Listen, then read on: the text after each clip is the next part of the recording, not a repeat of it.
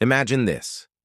She's sitting alone at a small table in the city's most exclusive restaurant, a single book her only companion. She's dressed in simple, elegant clothes, a stark contrast to the glittering jewels and loud money surrounding her. Then, from a nearby table, a rich couple, dripping with disdain, hiss the word poor, like a venomous curse, their judgment as loud as their laughter. They never imagined the quiet young woman was waiting for her father, and they certainly never imagined who her father was. They kept sneering, their insults growing more and more obnoxious, until the heavy oak doors of the restaurant swung open. That's when Steven Seagal, yes, that's Steven Seagal, finally walked in. His gaze swept the room, landing on his daughter, then on the couple tormenting her. What unfolded next, in one electrifying moment, turned the entire restaurant upside down. Steven Seagal knew the world of fame and fortune intimately, but she chose to live on its quiet outskirts. While her father's name opened any door she wished, she preferred to walk through the ones she opened herself.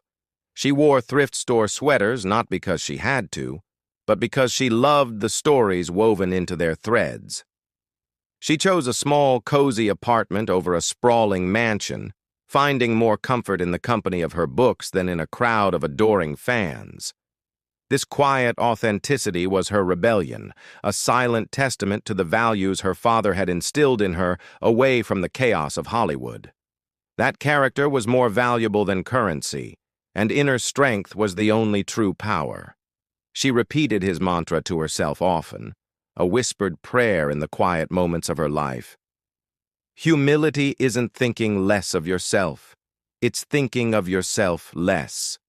And tonight, sitting in the gilded cage of a five-star restaurant, that philosophy was about to be put to the ultimate test. Table 7, right in the heart of the room, practically glittered with the audacious sheen of new money. There was Trent Gables, a hedge fund brat whose arrogance was as tailored as his suit, and his influencer girlfriend, whose entire persona seemed to be curated for Instagram. They ordered the most expensive champagne just to complain about the temperature and laughed at jokes that weren't funny, their voices sharp and brittle. Their disdain settled on Steven almost immediately. She was an anomaly in their world of loud labels and performative wealth. Her simple, dark dress and the well-worn novel in her hands were, to them, an insult. "Look at that," the girlfriend whispered, loud enough for Steven to hear. "Some people will do anything for a free breadbasket. You'd think they'd have a dress code that weeds out the charity cases."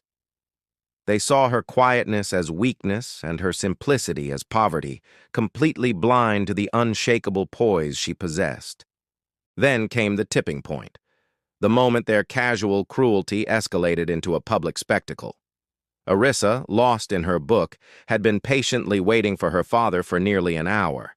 She flagged down a waiter, not to complain, but to politely ask for a cup of simple green tea. That was it.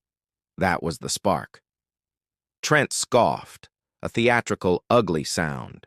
He stood abruptly, his voice rising, sharp and accusatory. "Still here? Don't you have a bus to catch?" He snapped his fingers inches from her face, a gesture of profound disrespect. "I've seen better-dressed mannequins in a department store window. This is a place for people who've made it, sweetheart, not for those still wishing on stars." Diners across the room stopped mid-chew, their forks hovering, eyes wide with a mixture of shock and morbid curiosity. The manager, seeing only Trent's expensive watch and not his rotten character, remained silent.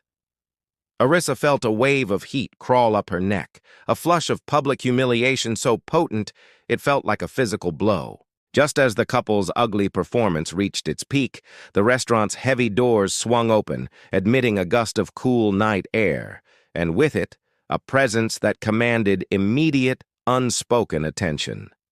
Steven Seagal stood for a moment at the entrance, his 6'4" frame an imposing silhouette.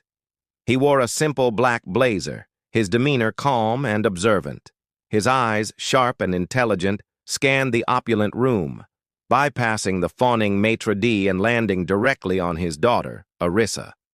He saw the tremble in her hand as she placed her book down, the forced composure on her face. Then his gaze shifted just a few feet to table 7, taking in Trent's aggressive posture and his girlfriend's sneering expression. Seagal didn't move. Not yet.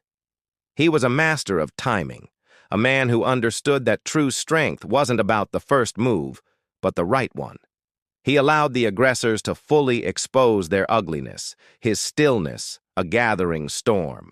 Trent, emboldened by Arissa's silence and the hushed attention of the room, leaned in, his voice dropping to a conspiratorial whisper, yet loud enough for half the room to hear.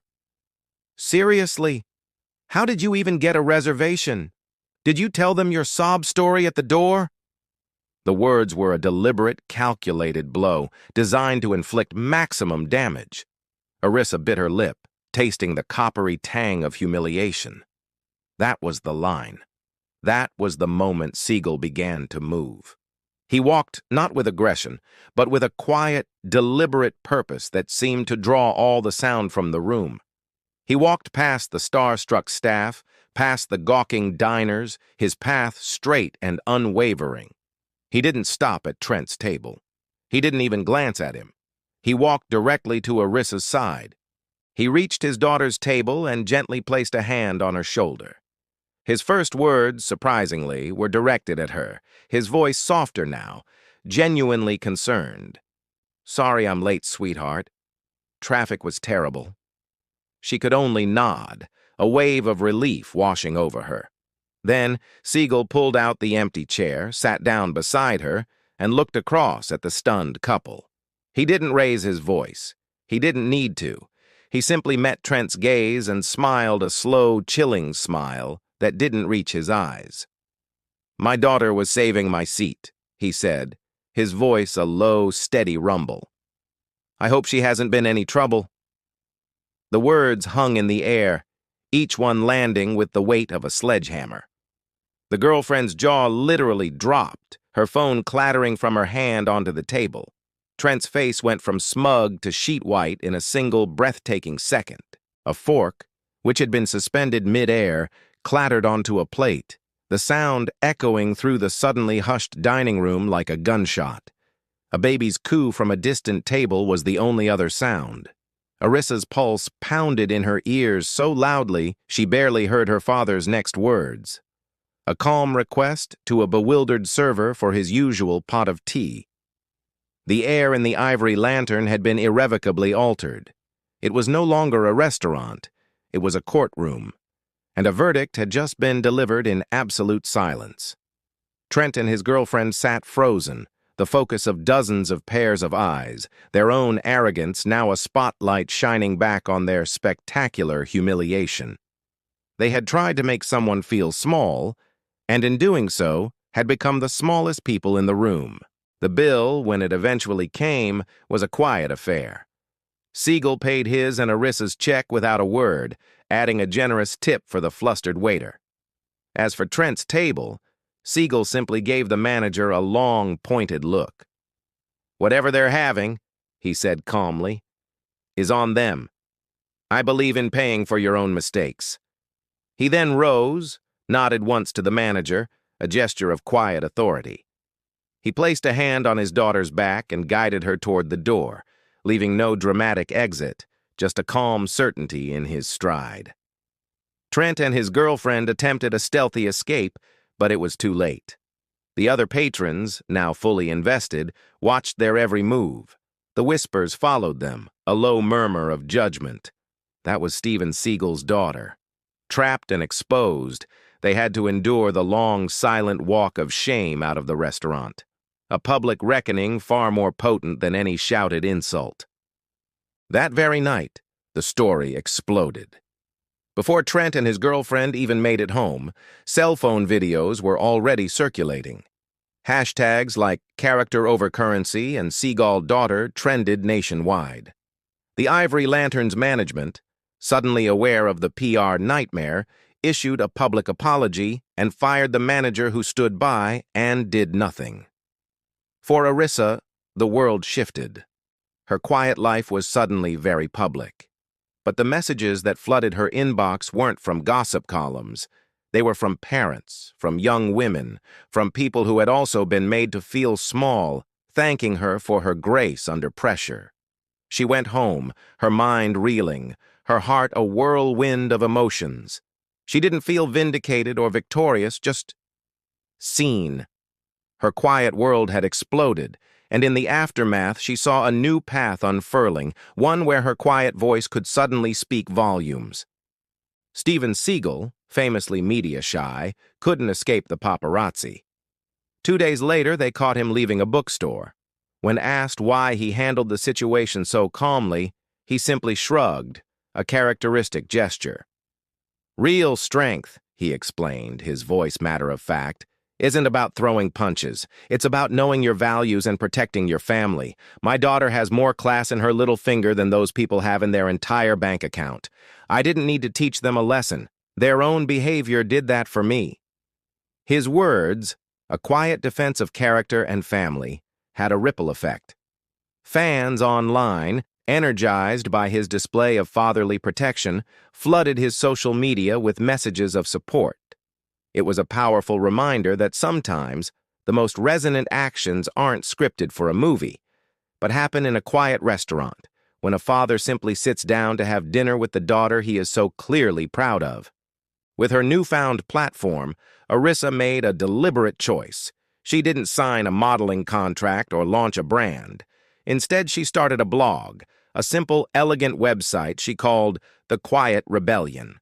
She wrote about her love for secondhand books, about finding beauty in simplicity, and about the importance of kindness in a world that often rewards cruelty. She shared the mantra her father taught her: "Work hard, stay kind." Her first post, telling her side of the story from the restaurant, was raw and honest. She wrote not of anger, but of the sadness she felt for the couple, who were so impoverished in spirit. The blog went viral. It became a sanctuary for people who felt overlooked, a community built on the idea that you don't have to be loud to be strong. It was a movement of quiet dignity, and Arissa was its unlikely, humble leader. 1 year after that unforgettable night, Arissa was the guest of honor at a national anti-bullying charity gala.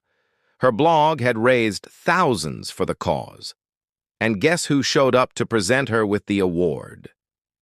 Steven Seagal, his eyes still holding that same calm, knowing gaze. He stood on the stage, a giant protective presence next to his daughter. He took the microphone, looked out at the glittering ballroom, and said, "I've played a hero in movies my whole life. But true heroes don't wear capes. They live quietly, with integrity, compassion, and a strength that comes from within. My daughter, Arissa, is my hero." They posed for a single photograph, a powerful image. Arissa in her simple, elegant dress, radiating confidence, and Seagal towering beside her, a father's pride etched on his face. The caption, later posted and instantly viral, read, "The richest person in the room is always the one with the most character." Stories like Arissa's and Steven's thrive because deep down, we all ache to see decency win. Arissa wasn't just rescued, she was validated, her inherent worth publicly affirmed by the person who mattered most. Seagal didn't throw fists. He threw something far more potent, the immense weight of his quiet, unconditional love onto the scales of fairness. Together, they proved that civility isn't dead, not really. It's just waiting for someone with enough courage and quiet strength to remind us all what truly matters. So, the next time you witness cruelty masked as privilege or arrogance disguised as authority, channel your inner Seagal. Speak low, speak truth, and always, always protect the ones you love. Be the unexpected ally, the quiet force for good. If this story hit you right in the feels, you know what to do. Hit that subscribe button and drop a comment below. When did a family member stand up for you? Your story, your experience, might just be someone else's roadmap out of shame, a beacon of hope when they need it most. Just a few quick takeaways before you go. Steven Seagal? He holds black belts not just in Aikido, but apparently in fatherhood too. Arissa's blog, The Quiet Rebellion, is now a thriving nonprofit, promoting literacy and kindness initiatives in schools. And that arrogant couple? Last we heard, they deleted their social media accounts after becoming a national meme for bad manners. Some stains, you see, are simply permanent. Go on, share this story with the first person who comes to mind, especially if they've ever been judged unfairly. Let's make kindness and character trend harder and last longer than any fleeting scandal. She was called poor, dismissed, and judged, until the world saw the true richness of her spirit through her father's eyes. He was, for some, just an action hero, until he reminded us that a father's quiet love is the most powerful force on earth. Tonight, maybe call your dad, defend someone softly, or simply say thank you like you truly mean it. Because the next rewrite of someone's life might just start with the words you choose.